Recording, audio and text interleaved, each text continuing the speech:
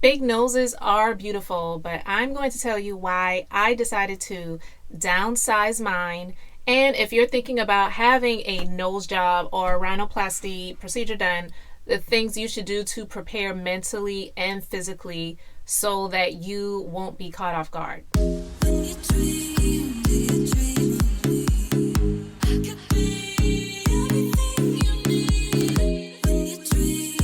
What's up, everyone? This is the Minister of Beauty, and on this channel, I share things regarding the Bible, and that stands for business, inspiration, beauty, life, and enjoyment.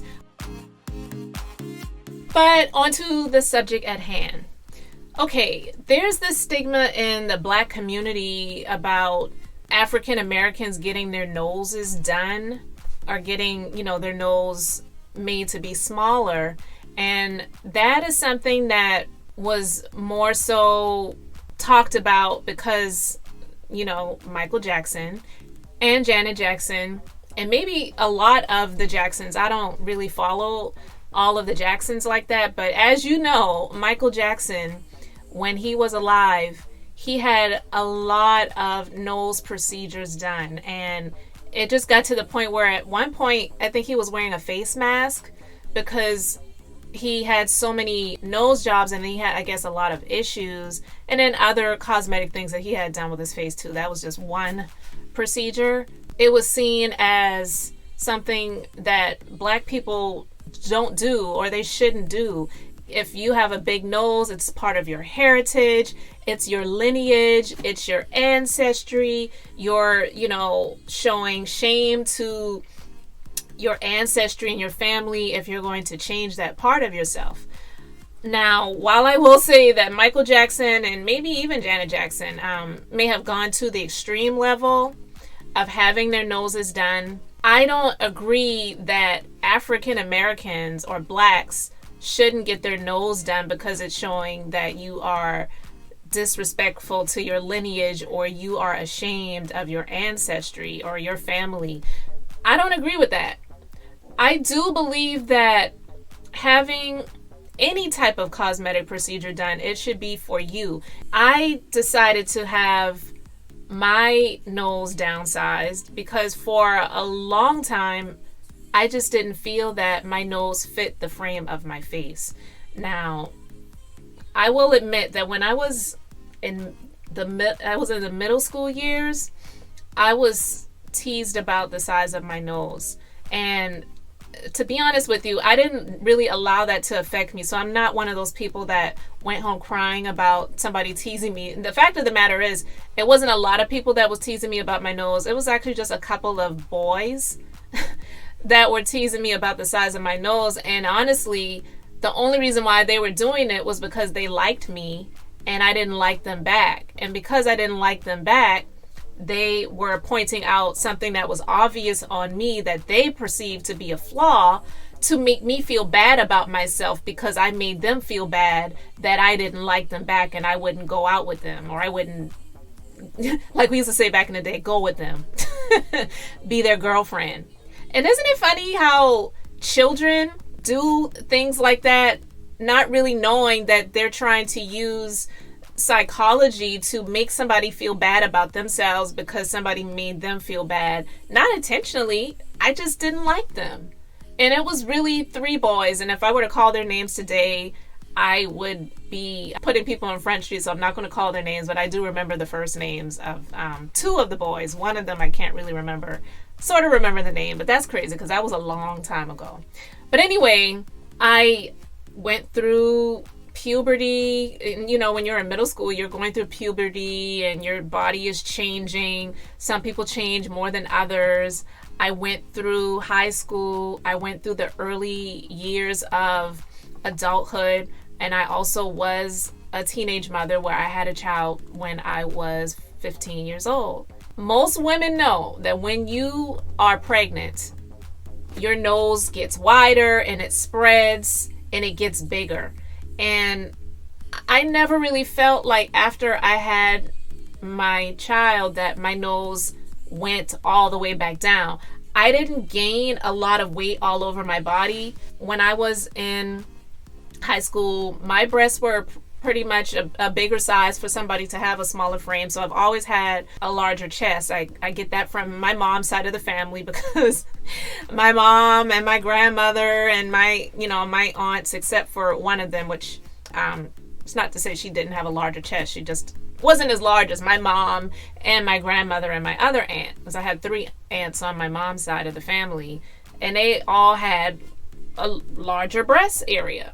So I did get that from my mom. I did inherit that from my mom. But the larger nose I got from my dad's side of the family. Pretty much everybody that I've met on my dad's side of the family, and even though my mom and dad have been married for longer than I've been alive, and they are still married to this day, I'm not close with the people on my father's side of the family, so I don't know a lot of them. But the ones that I have met, and of course my dad, they all have larger noses. So I got that from my dad. I just never felt like my frame and my face fit the size of my nose. So for many years I dealt with it. I continued to think about it. I didn't rush to go and get a cosmetic procedure done. But, I had my procedure done in 2010. So it has been 9 years, actually 9 years, July of 2010, I had my cosmetic procedure done, the rhinoplasty. I don't regret it, but I waited many years before I got it done. So I didn't get it done as a child or a young adult. I got it done when I had many years to think about it, to consider it, to do my research, to check out different plastic surgeons and have the consultation, done, and still think about it and decide if I was going to get it done. And after having my consultation done, I felt more confident in having the procedure done. Now check this out. Even though I felt more confident about having the procedure done, I wasn't excited to do it because I did my research and I knew that it was not going to be an easy recovery process. But I was prepared to go through it, and I also had to prepare myself mentally. So this is what I'm going to say about being prepared to have a cosmetic procedure like rhinoplasty done, especially when you're having a procedure or going through a process like having a major component that's on your face that people will see immediately when they see you. It's going to require you to prepare mentally, because there really is no true guarantee of what you are going to look like after the fact. They can give you statistics, they can show you before and after pictures, but they can't show you what you are going to look like after the procedure. And you're going to have to be prepared mentally to deal with that, to deal with the people who are going to ask you questions. Did you do something to your face? Not everybody may be blunt about it, but some people may look at you and feel how they feel about it, but they may not say anything to you. And I can remember the show The Real Housewives of Orange County. I've been watching that from inception, and one of the front runners on the show, Vicky Gunvalson, she was teased about her nose by someone that used to be on the show, this guy named Slade. And she was a full-on adult. I mean, she was in her early 50s, I believe, and she finally decided to get her nose done, and she got some other things done too. Well, when she went to a house party where her friends were, and I guess she didn't disclose to her friends that she was having the procedure done, people saw her and they were talking about her behind her back, which means on camera because it's on a reality show and she's going to see it later. But no one came up to her to say anything to her about her face, but it was clear and it was obvious that she had some stuff done, and she also really wasn't ready to be out there like that because she was still going through the healing process. You're going to have to prepare yourself mentally to be out of the face and views and eyes of other people, and to be in your own space and to heal, and not staring at yourself too much in the mirror, because it takes probably on average, really On average, to heal from a rhinoplasty procedure and really start to look like what you are really going to look like about 3 months. I'm not saying that you should stay out of work for 3 months. I definitely didn't do that. At the time, I was a solopreneur and I was only working with myself and my clients when I had the procedure done. And so I was going into a salon at the time where I was renting a room part-time. And I told the people, actually I had it done in 2009. I'm sorry, I didn't have it done in 2010. I was going into the salon that I was renting space in. And I did tell the people that I was working with that I was going to have the procedure done, because of course they were going to see me and they were going to know something, was different. So I did let them know about it. But I took a good period of time off before I went back in. So I probably wasn't going into work with clients there for about 8 weeks. I was very uncomfortable with how I was looking because I looked like somebody that got beat up. Because it doesn't, when you have a rhinoplasty done, it's not just affecting your nose, it's going to affect all of the areas of your face. It's going to affect your cheeks. It's going to affect your eyes. My eyes were black and blue. I had to sleep with and during the day keep on my face frozen vegetable packs.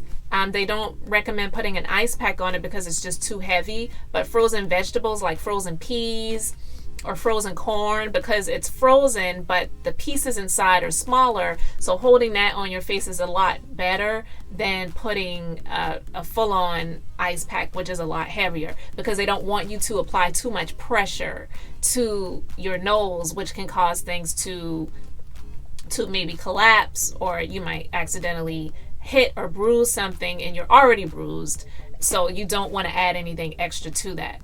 And then also there are going to be stitches. Depending on the surgeon you go to, there may be dissolvable stitches, or there may be stitches in there that has to be removed. The surgeon that I went to put stitches in that had to be removed. And oh my God, that was so painful having those stitches removed.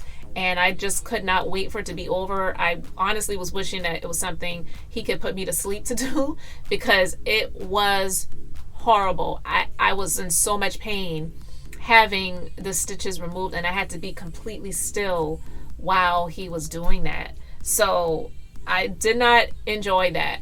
I was having to sit up straight, so I had to sit up in bed and keep my head elevated. I could not lie down for several weeks, so I had to sleep sitting straight up, and I had to stay, sitting straight up when I was awake. So that was a very uncomfortable time as well. I felt extremely uncomfortable. And so you may want to sleep in a recliner or, some type of chair where there's a lot of good cushion for this, because you're going to be sitting up for a long time and you need to have the other areas of your body be comfortable, so you're not tempted to slide down and lie down and do things that you're not supposed to do. You have to stay sitting up. The other thing you're going to need to do is continue to take your medicine. I'm not big on pain medication because I do believe that it is extremely addictive. And if you have addictive personalities within yourself or addictions in your bloodline, that may be something that you want to be careful with. So I only took the pain medication for a couple of days, and then after that I poured the pills down the sink, and I turned the water on, and I disposed of them, because I just don't want to get addicted to anything that I don't want to get addicted to anything, just period. So even though it was to help me with the recovery process and the pain that might be, pain doesn't last forever. So I'd rather work my way through the pain than to have something to numb it. Except for when I had my son and I got an epidural. I said, numb me up. Put that needle in my back and I don't want to feel a thing. So thank God for the person who told me about the epidural, and I was just a kid. So I knew even then, like, I don't care. Give me that epidural. I am not trying to have natural childbirth.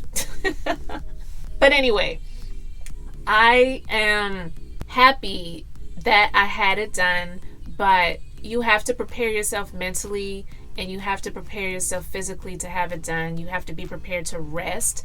Don't stare in the mirror. What you look like after you have the procedure done, you're going to look like somebody just beat you up beyond recognition, because your entire area is going to be bandaged up like you see in the photos of myself, which I've never showed to anyone. So you guys on the channel really must be my friends here, because I am exposing a part of myself that I haven't talked to anybody about. I haven't discussed this with anyone, but I do believe that somebody needs to hear about it, because I know that I'm not alone in this, and I didn't care about the stigma or the thing that a lot of black people put out there about black people don't do this and black people don't do that, black people don't, shouldn't get their noses done. It is not about your race. It is about you as an individual and what makes you feel comfortable. I even remembered on the reality show Shaws of Sunset, and one of the characters, or one of the, not characters I should say, but one of the people on the show, Gigi, which her real name is Golnessa, she had a nose job, and everyone on the show is Arab. And there was another person on the show by the name of Asa, and Asa was negative towards Gigi because Gigi had a nose job, and she was saying, we're Arabs, we have big noses, this is who we are, this is what we do. Asa felt comfortable with her nose being bigger. Obviously, Gigi did not. That was her individual decision to do that. It's not about her ethnicity or her race. So I just wanted to put that out there for everyone that's watching.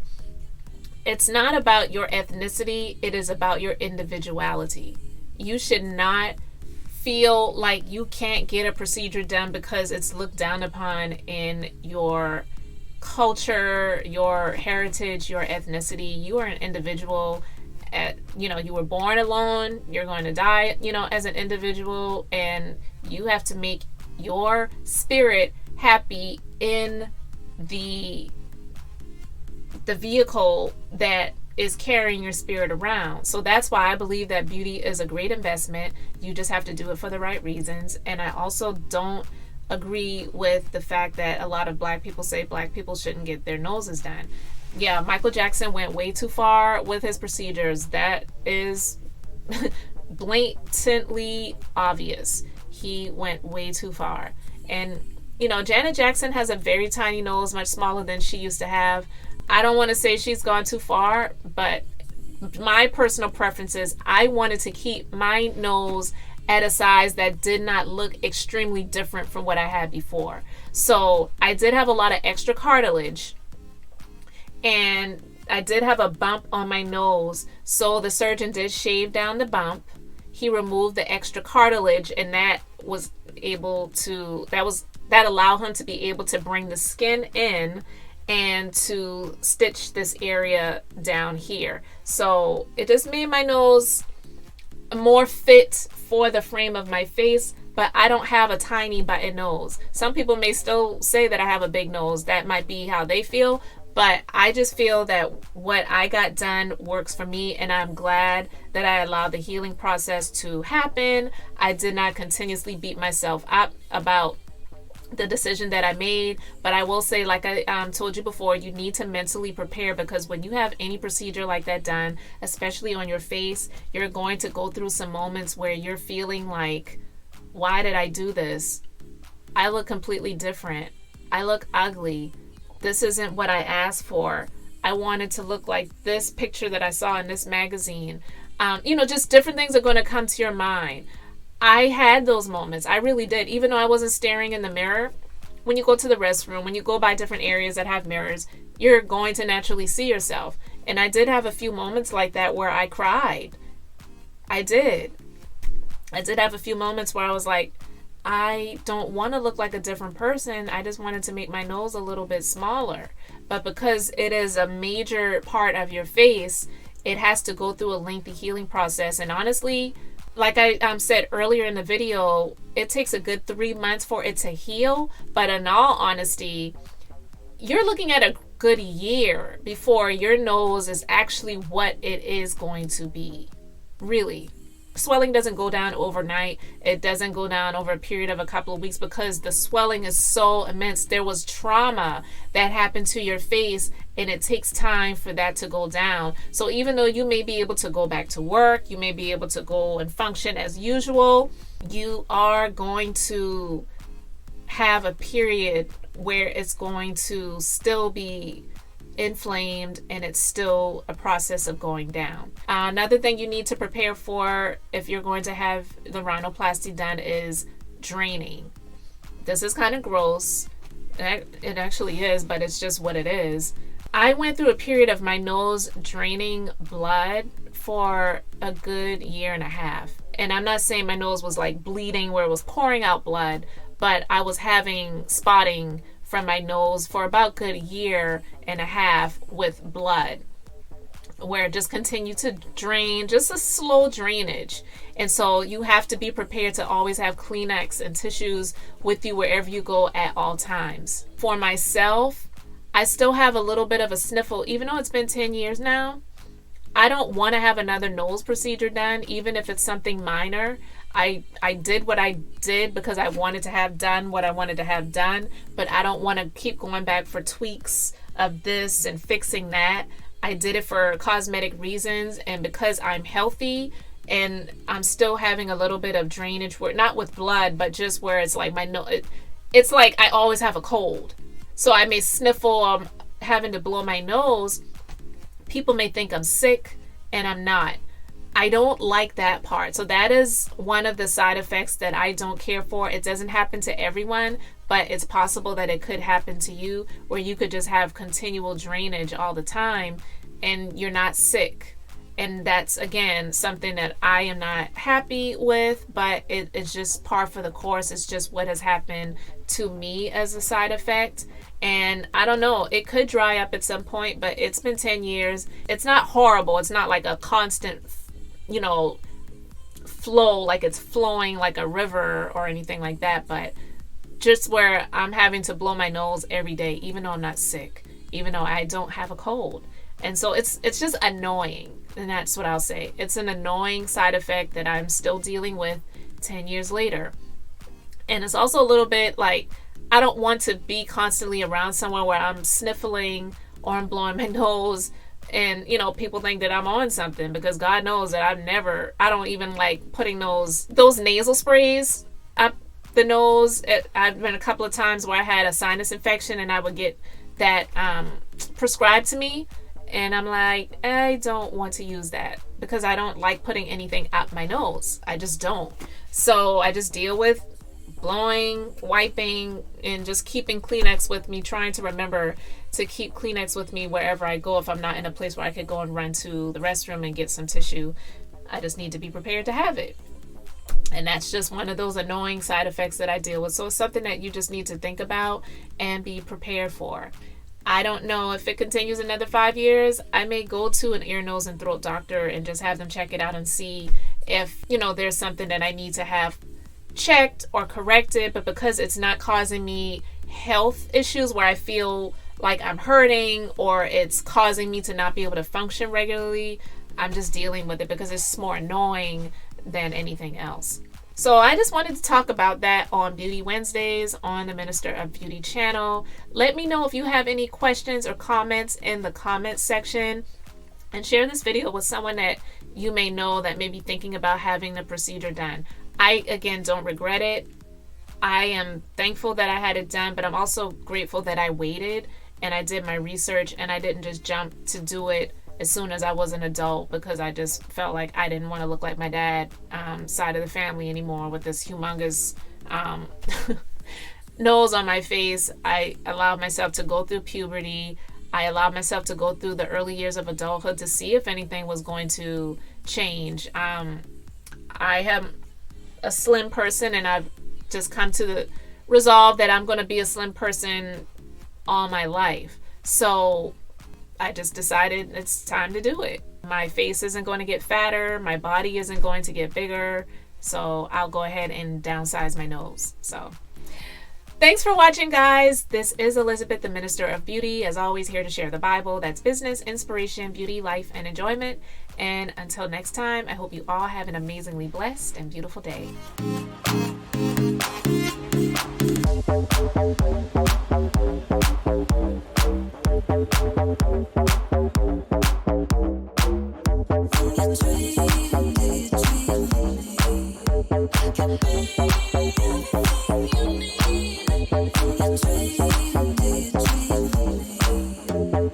Dream,